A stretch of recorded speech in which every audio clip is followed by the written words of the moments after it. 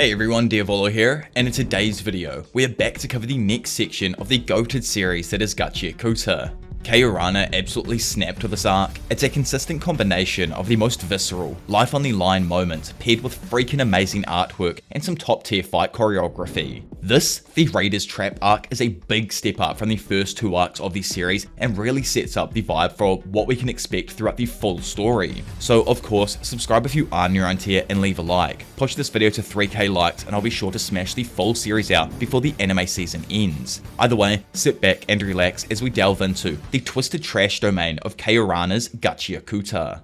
Kicking things right back off, Semio leans back in her seat, kicks her feet up, and relaxes, just her usual routine. A moment later, her comm rings. Someone on the other end is letting her know they have a job. Pretty much right after, Rudo, Zanka, Gris, and a few other janitors assemble in the lobby. Zanka, spotting his trainee, immediately questions why Rudo's even there. Getting him to relax though, Semio explains that the nature of the request calls for Rudo's involvement. A few days back, a merchant crossing a polluted zone was attacked by an aberrant beast, and their cargo was stolen away. The client has asked them to clean this mess up, but the twist? That cargo was actually a person who also fell from the sphere or heaven. It's unusual that two spirits have been discovered still alive in such close succession, so she's determined that it's best Rudo, the other spirit, should probably check this person out. After all, it might help him find clues on how to get back up to the sphere. Gris turns to Rudo. He knows he's got a lot on his mind, so says it's up to him to decide if he wants to take the job. Rudo hesitates. He still can't get over how he failed to use his powers properly, how he might just end up being a burden again. But there's also a chance this could lead him to a way back to the surface. Seizing the opportunity, Bro decides that he's going. Semio adds that Engine won't be joining them, which does kinda suck because I wanted to see Bro go wild. Dude gives me some like Gojo-esque kind of vibes. Apparently he's tied up in another assignment though, but he left a message. With Zanka on the team, things should be just fine. Love how Zanka can't fathom the praise that he started receiving and just stands there stunned. Later, out on the field and headed towards their destination, Zanka says they've got to give this mission everything they've got. Rudo notices something and asks Gris why he isn't carrying any weapons. My god though, Gris casually replies that he does have a blade, but he mostly fights with his bare fists. Another janitor jumps in, pointing out that Gris always carries a lucky charm, a small amulet that he prays to before every mission. Foreshadowing as a narrative device. Gris tells his boy to shut it and admits that it's just a cheap trinket he brought at a random shop. As they talk, someone suddenly appears behind them. It's the merchant who hired them in the first place. Rudo wastes no time and immediately starts pressing the dude for answers about the sky person, but the merchant shrugs him off, saying the person was unconscious when they got them, so they don't know too much. Rudo gets suspicious and asks if they're planning to profit off the sky person, but the merchant quickly and firmly denies it. Pointing out a large derelict building, the merchant urges them forward, saying they saw the aberrant beast run inside. They push the group into a room where a lifeless doll is slumped in a chair. Rudo stares at it for a moment before saying flatly that that's not even freaking human. While running forth and planting his foot into the floor though, a film-like layer vanishes, causing the group to then fall into the darkness below. The janitors all crash onto the floor, immediately scramble to regroup and find where their abducted spirit is. Above them, the merchant begins to melt, their form warping as they point downward and whisper, "He's right there," clearly referring to Rudo. Two shadowy figures step out of the darkness, having finally located the spherite giver. Zanka's eyes widen as he quickly pieces it together. This was a setup, a trap. In front of him, two crazed individuals, known as Raiders or Vandals depending on the translation, light the surrounding area with their purple lanterns and declare their intent. They've come to take the sky person. Giving his boy a rundown, Gris explains that these dudes are bandits in every sense of the word. They started out as regular old thieves, but a few years back, their crimes became more diabolical. He's heard they do some crazy experiments, and every single one of them is a giver. Realizing the danger, he immediately takes command, ordering the other supporter janitors to split off, find an escape route, and then help him escort Rudo to safety. Turning back round, Gris apologizes to Zanka for leaving him alone on the front lines, but Bro insists it's okay as he knows what he signed up for. As they run, Rudo protests, saying he could fight, but Gris shuts that down. These enemies are in a completely different level than the kidnappers Rudo had dealt with before. Back in the room, Zanka faces down the Vandals. Calm and sharp-eyed, he says their objective is painfully obvious. He knew it was only a matter of time before someone came looking for Rudo. Maybe they thought they could fetch a good price for him. But the bandit replies coldly. They have no intention of selling Rudo. Instead, they want information. They're trying to learn more about heaven and the sphere, and they think it's best to ask the person who managed to cross the border and survive. Confused since he's never heard of the border before, Zanka just shakes it off and straight up asks if that was the purpose of his job. Was there ever an aberrant beast involved? The Vandal confirms it. No beast, just bait. Suddenly, clay dolls start to rise from the ground and begin marching the cleaner down. Zanka, not really bothered by this, slowly pieces it together. The woman who led them here wasn't real. She was also a clay doll, created by the Vandal's abilities. Thwacking the closest mudman, he mutters that he can wipe them out with just a flick from a stick. But the Vandal warns him, it won't be that simple. Suddenly, one of the dolls leaps at him before twisting apart as it reveals a bandit who had been hidden inside. The man easily connects his punch with a stunned Zanka, sending him sliding across the room. Merging back into another doll, the bandit taunts him, saying he's leaving himself open because he's used to fighting larger enemies, not fast, human-sized ones. Taking things up a notch, the clay dolls begin circling Zanka, blurring past him at high speed. Zanka swings at several of them, but sadly misses every time. With the young cleaner distracted, the same bandit reappears and lands a hefty backshot, dropping Zanka to the floor. Launching straight back in, he tries to pivot, but the ground shifts beneath him. It's soft and unstable. The bandit laughs, taunting him with how they turned the floor to mud beforehand. Out of everyone in the team that he had previously seen Zanka with, he was the only one who struck him as a decent fighter. So, if these guys can just neutralize him here, victory is theirs. Cutting him off mid-sentence though, Zanka's expression darkens, and he says he's over their stupid tactics. But after shutting his own mouth and thinking for a moment, he feels like now he's got them all figured out. He knows the woman uses a shovel instrument to control the mud, whereas the man has an instrument used for hitting. However, after realizing the punch he was hit by earlier was some freaking ass, surmises that the jinky must be in his feet. The Vandals snap back, angry, but Zanka isn't fazed. He admits he doesn't have much experience fighting other humans, but what he does know is his own jinky, inside and out, the exact weight, scent, texture, and height. Every day he asks it how it's doing, and he never forgets to do the proper maintenance. He never misses a day. He knows exactly how hard to wave it, how she'll feel, every single swing combination, and what direction she'll go flying. But that's enough lecturing in his freaking eyes. Slamming his vital instrument into the ground, Zanka causes a sonic-type boom that shoots out around the room, allowing him to examine and feel out exactly where the bandits were hiding. In a flash, he locks onto both targets, one behind the rock, the other in a mud doll. Then with no hesitation, slices them both in two with a dual strike combo. Breathing heavy now, Zanka looks at the defeated Vandals and mutters how stubborn they were. Just as those words leave his mouth though, a cloaked figure suddenly appears behind him.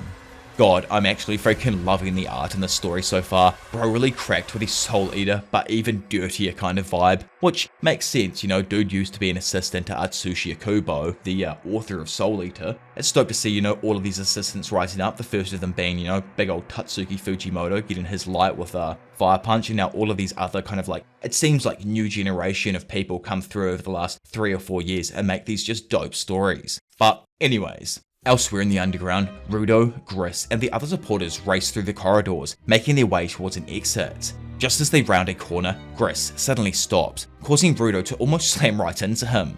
Ahead of them, a few of the other guys call out next to an emergency exit door. Gris opens it, revealing a stairway leading all the way up to what he thinks is the surface. He quickly instructs Follow and the other supporters to head inside and call for backup once they reach the surface. Turning back to Rudo, Gris and his boy hear a few footsteps and assume it's Zanka, who's finished up with the other two bozos. The figure emerges though, head lowered, obscuring his identity. Whipping his head back, the same man who had just snuck up on Zanka breathes in the air. Gris asks him who the person is, but before he can get an answer, the figure vanishes from the middle of the room. Appearing directly behind Rudo, the man locks eyes with him and identifies him as the sky person who fell from heaven. Plunging his hand into the wall above the exit door and obliterating the framework, the figure bars Rudo's escape. Watching the dreaded bloke walk through the smoke towards them, Gris tells him that Rudo is with them. If he wants him, he's gonna have to go through the cleaners. Unconcerned, the bandit casually mentions that he wasted a lot of time after getting lost and dealing with that random cleaner. Realizing he means Zanka, Gris tries to ask what happened to him, but the man cuts him off, shifting the conversation to someone who's looking forward to meeting Rudo. Reaching out for Rudo's mask, the man notes there's no need for it at this moment, but before he can touch Rudo himself, Bro knocks his hand away and demands to know what he did to Zanka. The response is unsettling. Dude starts gooning as flashbacks enter his mind, and he claims he didn't kill him, only put him to sleep. That being said, he does think the poison might have been a little too strong for him. As he activates his ability, long claws then form around his hands, and he promises Rudo that if he just follows quietly, there won't be any pain. Launching themselves in before the first strike can land, Gris and Follow swing at the bandit, but the attacker is fast. He dodges both with ease, launches into a backstand, and knocks them aside with a powerful kick. Feeling what Follow was packing, he notes he's got some sort of potential. When it comes to Gris though, the bandit just dismisses him as completely useless. Gritting his teeth, Gris slowly gets back up and places himself between the Vandal and Rudo, saying he'll protect his comrades regardless of what anyone thinks of them. Bandit Bro, not worried, finds the idea of low-ranking supporters putting their lives on the line pathetic. Not to mention, this pathetic grunt wants to now protect a sky person. As his claws then extend again, Rudo calls for Gris to retreat since he knows how he can't fight this man with just his fists. Telling him to not worry though, Gris says he'll be fine on his own and reminds Rudo that he really needs to get a move on. Not getting that chance, the man mocks Rudo as he reveals that Gris is already dead. Pulling his arm back and landing another blow, he reminds him that it doesn't matter since he's just a pathetic grunt. Terrified, Rudo stares forward as Gris's amulet, cracked and chipped, falls towards the floor. Rudo stands frozen as Gris is pierced by the Vandal's claws. The sharp sound of metal sliding through flesh is drowned out by the soft clink of Gris's amulet hitting the ground. As it falls, Rudo instinctively reaches out, and in that moment, something shifts. When he looks up, it's not Gris slumping over anymore, it's Rigto. In his mind, Rudo is pulled back to a memory, one from long ago. Rigto had just come home, only to hear a dull thudding from another room. He rushed in to find a younger Rudo banging his head against the wall. Horrified, Rigto rushed over, pulled him away, and demanded to know why he was doing that. Rudo says it was because he was told not to hurt others. Unable to understand the young bloke, Rigto knows the pain in Rudo's hands has started to go down, and he's making a point not to run into random people. So he questions what else could be making him this depressed. Rudo just replies nothing. He has nothing. God, I really do just love this shot here. The emptiness you feel emanating throughout the room just hits completely differently. Like Bro's sitting in his, what I expect is bedroom, just with nothing. He has no belongings, no clothes, no dresses. It's sad, to see. It must be, quite soon, I'm imagining, after his parents had passed away. Anyways, he continues explaining that he has this feeling eating him up from the inside, one he can't describe since he doesn't have the words. Rigto sat him down and tapped his boy gently on the head. He explained what he thought was really going on. Rudo felt worthless. Ever since he believed his parents had abandoned him, he carried that weight. But Rigto told him that frustration doesn't come from weakness. It comes from standing still, from not knowing what to do or how to process what you feel. He made a decision right then that he was going to take Rudo outside to help him find something, anything that he loved, something he could start filling the empty space with. He promised that the room Rudo saw as empty now would one day be overflowing with the things he treasures most. So they tried it all: books, sports, cooking, activity after activity. Rudo seemed okay with each one, but Rigto could tell none of them lit that spark. Then, during one of their walks, Rudo stopped and pointed out something in the distance, asking what it was. Casually, Rigto says it's just the regular folk throwing out their trash. As they got closer though, Rudo spotted a plushie sticking out of the bin. Without thinking, he boosted forth, grabbed it, and held it close, sobbing. He let Rigto know that he couldn't understand how someone could throw away something that's barely even broken. Through tears, he said he wanted to fix it. Rigto watched in silence. In that moment, he realized something important about his brother's son. Rudo saw the true value in what someone else would just throw away. Back in the present, Rudo catches Gris's fallen amulet and clutches it in his hand as it begins to glow. Barely clinging to life, Gris, with a smile, looks up and realizes they've got it all wrong. Rudo's power wasn't the ability to turn everything he touches into a vital instrument. It's the power to find the worth in whatever he touches and draw it out to its maximum extent. The amulet then breaks apart, causing a massive, intricate, thready version of it to emerge and warp itself around a newly powered up Rudo. Seeing it, Ro's like, "Damn, by Kendrick Lamar, that's cool." He questions if it's Rudo's vital instrument and jokes that he has zero clue what it's going to do to him or the powers it has. Scene follow with Gris. Rudo, under the glowing light of the amulet, thanks Gris for helping him remember. If he hadn't have asked him that question, he'd still be mad and lashing out at everything. But now it's different. Instead, he looks ahead with clear resolve and says he won't accept a single word that came out of this man's mouth and now plans to lay him the fuck out. The man's amusement only grows as he points out that Rudo is kind of lashing out right now. He says he likes people like Rudo, those with a strong will to fight and the power to back it up. Walking into the fray, he finally introduces himself as the bandit, Jaba. Pointing back at the boy, he demands he introduce himself as well, to which he obviously does.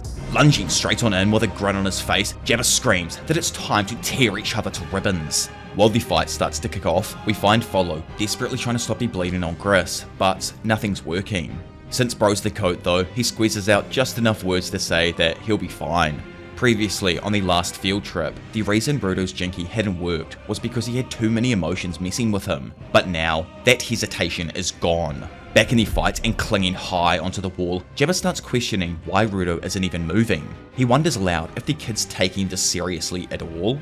Rudo though, calm and confused, fires back with a challenge, telling him to come and get him if he can. Jaba maniacally laughs, then launches in and seemingly connects directly with Rudo, causing a large amount of dust to obscure the room's vision. As it starts to disperse, Jaba, initially stunned that he straight up missed, tells Rudo he's no fun. Turning while running his claws through the floor, he demands that the cleaner at least try and fight him. Slashing through Rudo, Jaba once again misses, his attack leaving him completely confused. He turns back and strikes 3 more times in rapid succession, but each of them is effortlessly evaded by Rudo. Wondering what's going on, Jaba looks at his slashes all around Rudo and questions if none of them really hit. Breaking Bro's confusion, Rudo lets him in on a little secret. Before every single mission, Gris would pray to the amulet that everybody can make it back home in one piece. That prayer meant that no one gets hurt, so if Rudo wants to stay true to that, his defense has to be unshakable. He starts to imagine the enemy's attacks simply not reaching him, and in doing so, he strengthens his defense beyond anything he's done before. As Jaba launches another strike, Rudo points out something Jaba never realized. Rudo was never the one moving to avoid his slashes, Jaba was. Confused and needing a breakdown, Rudo tells Jaba he knows exactly where his next move is going to take him. The amulet's ability cannot be used for attack because it's the embodiment of Gris's prayer. So instead, Rudo plans to lay him the hell out, just like Gris would with his own damn fists. Dropping his shoulder as the bandit comes floating towards him, Rudo powers up and tears forwards, connecting directly with his dome. Sliding back across the room, Jaba just laughs though. He really doesn't care that he was moved. It's more that the tough, rugged-looking amulet's power is simply redirection. It's the sloppiest, laziest thing he's ever seen. Crunching a rock as he rolls back in, Rudo quotes what Jaba said earlier and decides to play until he's beaten the bandit into a pile of mush. The bandit throws a question Rudo's way, asking if he feels any remorse for hurting the people he doesn't like, but Rudo doesn't hesitate. Not when it comes to him, he says he doesn't care. That answer only fires Jaba up more. He lunges forward, but Rudo easily reads the attack, dodges, then catches him with another solid hit that sends him flying across the room. Like previously though, Jaba recovers quickly and boosts back in, this time slashing at a support pillar with his claws. As the structure begins crumbling away, Jaba kicks the majority of the larger chunks towards the cleaner. Initially stunned, Rudo easily maneuvers through the falling rubble and spots Jaba trying to attack him by obscuring himself behind a large stone. Unable to believe that he was seen again by the amulet, Rudo catches Jaba mid-move and slams him straight into the ground. Spinning away from the dust cloud, Jaba rises, still grinning. Cracked out of his freaking mind, he launches straight back in like a pinball bouncing off each wall. Lining up his next strike though, Rudo once again connects directly with Jaba's dome for like the 4th time now and launches his stupid turd face back directly into the wall behind him. Sitting there, black and blue now, Jaba says he hasn't been beaten this bad in ages. Contorting his face into a messed up, vicious smile, the man says he came to realize something. Rudo's instrument has the power, he thinks, to detect hostility and redirect its attacks, so to test that, he threw the rubble at him as a smokescreen-like attack and saw that it didn't react if there was no hostility or rather conscious thought. Out of nowhere, Jaba whips his claws out and shifts topics. He brings up his own jinky, Mankera. The claw on his right hand carries, like he says, a powerful neurotoxin. Then, without warning, he stabs himself in the gut with it, confusing Rudo, who questions what he's up to. His laughter turns unhinged. He wonders aloud if going unconscious from his own toxin and attacking at random would be enough for the amulet to mark him as non-hostile. He can't wait to find that out. Moments later, Jaba then collapses to the floor, his neurotoxin having started to take full effect. Suddenly, the wall behind Jaba explodes as his claws appear now on both of his hands. Rocks fall all around him, and Jaba's body begins trembling, varicose veins pulsating. Whipping his body back, he lets out a blood-curdling scream, one that shakes Rudo to his absolute core. Kicking off the ground, Jaba launches himself, then charges straight at Rudo with terrifying speed. Even unconscious, the power behind his movements seemed greater, but far less refined, more uncontrolled. Initially stunned with the level of speed, Rudo quickly backs off, knowing he needs to draw him away from Gris and the others. Jaba though, with incomprehensible speed, cuts him off fast and lashes out. Rudo moves to extend the amulet jinky to block, but nothing happens. With no time to hesitate, he pivots, grabs Jaba's arm and tosses him to the side. The man hits the ground and collapses onto his chest. Violently thrusting his body back, Jaba lets out another visceral howl that shakes the entire underground. Watching him, Rudo finally pieces it together. The poison did knock him out, but his body's still moving. The way he adapted to the instrument so quickly makes it clearly obvious to him he's very experienced in battle. Either that, or the dude's just a complete masochist. Kicking Shazam's back off though, Jaba launches himself forward, slicing at pillars and walls around him. Bouncing off the walls to get above Rudo, Jaba shoots himself downwards, but bro just manages to weave out of the way. Catching right back up to him though, the bandit slices down, hitting the amulet's protective guarding. Plunging his claw into the gap, Jaba finally manages to break through Rudo's guard. Rudo's eyes go wide as he realizes that he's in grave danger here, when suddenly an object comes flying across the room and perfectly connects with Jaba, pinning his ass to the floor. Realizing whose vital instrument he's looking down at, Rudo looks over to see Zanka, hobbling his way forward, clearly freaking annoyed. He glares down at Jaba, asking why he'd pick a fight with Rudo before finishing things with him. Glaring up at Rudo, he tells his junior to step aside. It's his turn to lay this dude out. Rudo interjects though, pointing out how bloody awful he looks, but Zanka insists he's as fit as a fiddle. Seeing the large apparition behind his mate, he gasses him up for finally using a jinky properly. Rudo however clarifies that since the bandit is in an unconscious state, it has stopped working. Coming clean, Zanka admits that he was kind of standing nearby, analysing the instrument while Rudo fought, and has already figured out that it only reacts to hostility. The problem they currently have is, Rudo has a weapon that can't attack, and Zanka's still not fully able to use his body due to the poison from earlier, so instead, he comes up with a plan. He asks Rudo to let him try something, specifically to punch him. The idea is simple. If Zanka attacks Rudo, the instrument might react by shifting him, and since Zanka's love stick has a longer reach than Rudo's fists, he would be able to hit Jaba first. Rudo points out that if the plan fails, he's the one that's going to get smacked, but Zanka just shrugs, telling him to shake it off. Before Rudo can reply, Jaba starts to stir. With one slash, he cleaves through a nearby pillar, barely missing both of them as they drop to the floor. Bringing out Jaba's ability, Zanka warns Rudo to not let his claws touch him. Even a scratch is enough to paralyze. Then, without warning, Zanka swings at Rudo with vicious intent. Instantly, the jinky reacts, moving Zanka with perfect timing so his attack redirects right into Jaba. Both of them stare in surprise, Zanka at the fact that it actually worked, and Rudo at the fact that Zanka really did just try and beat his ass. That being said, Zanka points out that since the attack worked, they've now got a way to take out this unconscious bandit's ass. Wanting to get the party started, Zanka circles right in behind Rudo and swings again, darkness flowing through his veins. Just like before, the instrument shifts his position and lets him land another solid blow on Jaba.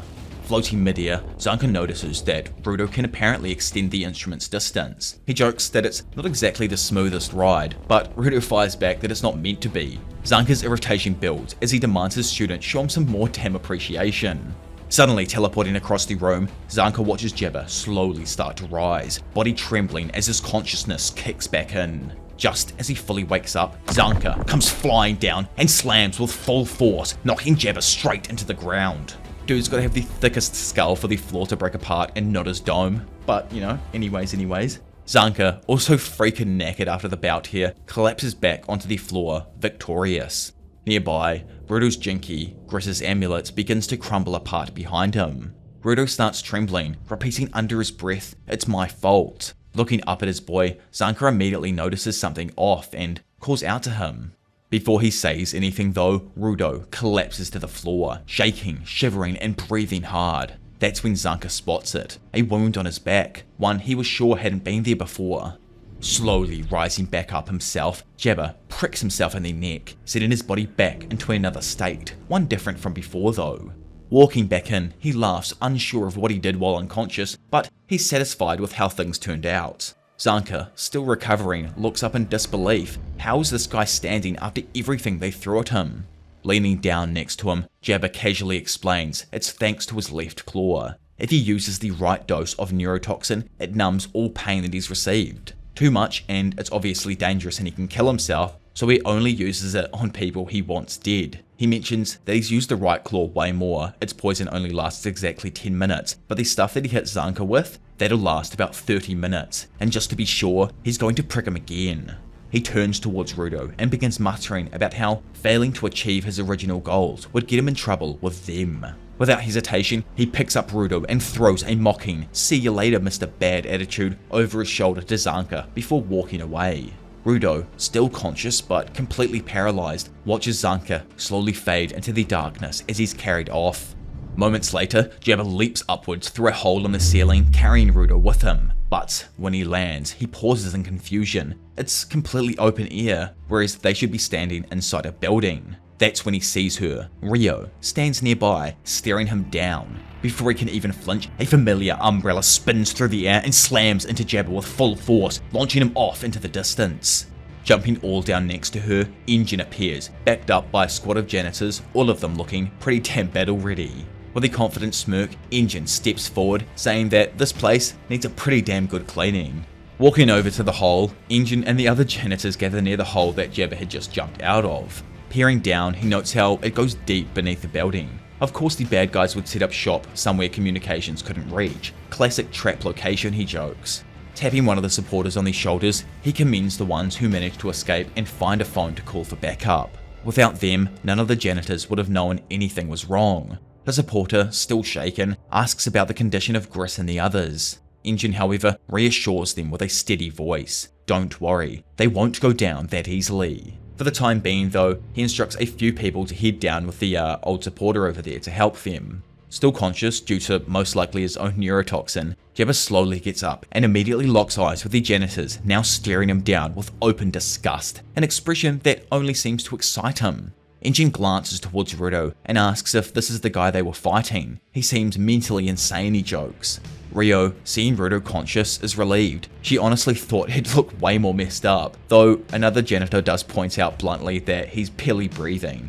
Stomping his way in, Delmon screams that it's unforgivable Jaba did something like this to one of their comrades. As the group starts arguing, Engine focuses on Jaba and addresses him directly. He says he has a lot of questions, but first things first, there's no way Jaba thinks he could mess with the cleaners, then crawl his dumbass back under a rock without a fight. Jaba's face then shifts. He's not grinning anymore. Realizing just how outnumbered he is here, he says he needs to escape or be locked up for life. But it's not just about survival. He mentions that he was ordered to bring back the Sky Person. Even if he wanted to run, he couldn't leave until his mission is done. Whether he wins or dies, he really doesn't care anymore. Randomly, something then grabs him from behind, confusing everyone and stopping Jaba mid-motion. Whispering in his ear, a chick tells him it's time, they are leaving. He shouts in protest, yelling at the girl Katoni to let him go. He still needs to take Rudo back with him. But Katoni stays calm, simply stating that Jaba's time is up and there are now too many obstacles in the way. Curious himself, Engine narrows his eyes, wondering when and how this woman showed up. Jaba doesn't want to back down though. Instead, he growls in frustration that he isn't finished playing with them. But Katoni leans in and whispers something that changes his whole demeanor. Their boss was smiling from ear to ear. Slowly turning his head back, Jaba's grin creeps across the entire extent of his face as he tells the janitors, well, it's time he leaves. Seeing something, Rio spots a manhole on the wall behind him, something that obviously hadn't been there before. Before disappearing, Jaba speaks up, speaking to Rudo, saying that even though he was a sky person, he had fun messing around with him. He assumes that bro's probably unconscious from the poison by now, so tells the others to let him know once he's awake. Not finished though, Rudo's voice tears through the air, interrupting him. "It's not over until I pay you back 1,000 times over for what you did to Gris," he seethes. Jaba stops and laughs while joking bro really does have that dog in him. Looking down, he notices something on Rudo's hand, eyes narrowing at the design on it. "You got that series too," he mutters. "What a coincidence. The boss will love to hear about this." Kotoni then climbs into the manhole and Jaba follows, but before disappearing completely, he turns back one last time. "I'll be back for you, make sure you treasure that," he says, then slips in after her. The manhole slams shut and vanishes without a trace. Stunned, the entire group is left staring at the empty wall. More confused though, Rudo stares at his own hand, wondering what the hell Jaba could possibly mean by series. Later, the janitors regroup outside the building. Zanka and Gris have both been recovered from down below, with Gris now lying on a stretcher. Rudo runs over to him and kneels down while apologizing for breaking the amulet. Gris, looking up with a weak smile, says it was very important to him, but if Rudo was able to get even some use out of it, then he's extremely glad to hear that. Later on, Rudo sits alone outside the janitor headquarters when Engine rolls up, joking about him looking all depressed and whatnot. He compliments Rudo for managing to use a jinky properly, but Rudo cuts him off, asking what kind of face he's supposed to be making here. Despite thinking he'd changed and made progress, he couldn't protect the one person who helped him, and the same thing that happened up there on the sphere happened all over again. Engine though reminds him that Gris made the decision to risk his life, not out of obligation, but because he saw Rudo as a comrade, not a sky person, a person who can care about people and things. Standing up, he urges Rudo to go and pay his respects. Inside, Rudo freezes at the sight of Gris, alive, sitting upright and congratulating him for awakening his power. Rudo stares, absolutely stunned. The others quickly realize that he thought Gris had died and try to console him, which is hilarious. You probably shouldn't tell bro to go and pay his freaking respects, but either way. He snaps back at them, saying he's confused. Anybody would think he would be dead since he got stabbed through the freaking chest. Gris though explains that the medical team saved him in time and introduces Aisha Stilzer, the only healer type giver among the janitors. By the way, correct me down below if I got her name wrong. I think it's Aisha, it might be Aisha, but the name's very new to me. It's looking like some modern new tech name right here. I'm liking it. I'm guessing the girl's like super anxious as well as she starts sweating, saying it was just a fluke that she was even of any use this time, but Gris cuts her off by telling her she saved him from certain death, and he's thankful for that. He then turns to follow, advising him to be less impatient if he wants to become a proper giver. And finally to Rudo. He praises both him and Zanka for managing to corner such a tough opponent. As for the amulet, he tells Rudo not to worry about it. What mattered was that it was useful to someone. Little bro though, standing there completely overwhelmed by this, simply says that he's glad his mate's alive.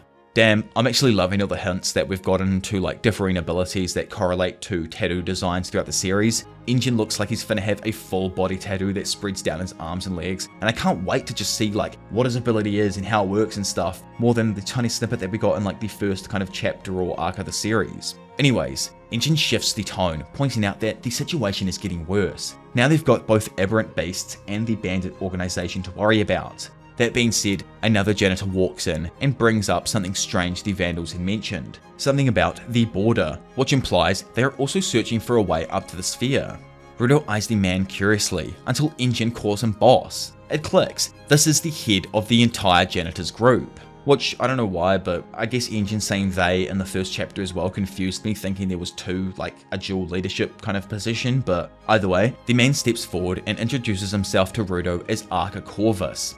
He knows why Rudo was here. He came looking for a way back to the heavens. At first, Corvus admits he thought Rudo was just another outsider seeking information, someone they wouldn't normally keep around. But after hearing about what he's done, fighting to protect the janitors and awakening his powers, he has no objections and officially welcomes Rudo Shawbrick into the Cleaners organization. Later on now, in Corvus's office, the two talk. Corvus explains that the border is the space between the sphere and the underworld. It said anyone who tries to cross trying to get up to the sphere will die. Moving past that, he tells a story, one of a woman who lives in no man's land, the place closest to the border, which, do you notice it as well? The person in no man's land is a woman. So I wonder if that's just going to be like a specific kind of thing in the series that no men can enter no man's land. It'd be kind of funny if that takes place, but moving past that. A traveler once ended up there and she helped him. When asked why she stayed in such a place, she said she watches people fall from the sky. This woman had lived in that zone for years and claimed there was even someone who can go up and down without dying. Corvus thinks it's a real possibility that this woman wasn't on drugs and may have actually seen someone crossing the border from below.